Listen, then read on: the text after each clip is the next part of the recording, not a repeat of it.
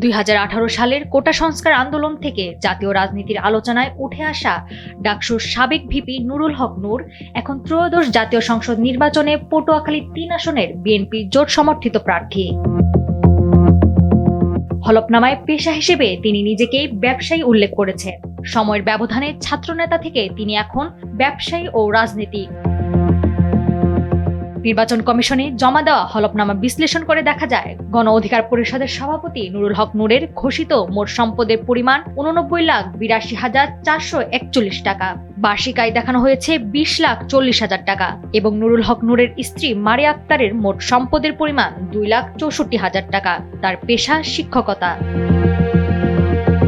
হলফনামায় আরও উল্লেখ করা হয়, নুরুল হক নূরের বিরুদ্ধে দেশে বিভিন্ন আদালতে বর্তমানে 6টি মামলা চলমান। জেলা রিটার্নিং কর্মকর্তার কার্যালয়ে প্রার্থিতা যাচাই বাছাইয়ের দিনে সাংবাদিকদের বিভিন্ন প্রশ্নের জবাবে তিনি সম্পদ নিয়ে বলেন, একজন শ্রমজীবী মানুষও এখন বছরে 5 থেকে 6 লাখ টাকা আয় করে।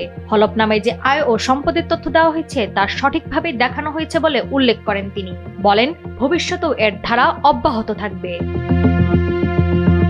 নাওয়ার সালসাবের দুর্দানা, সময়ের আলো।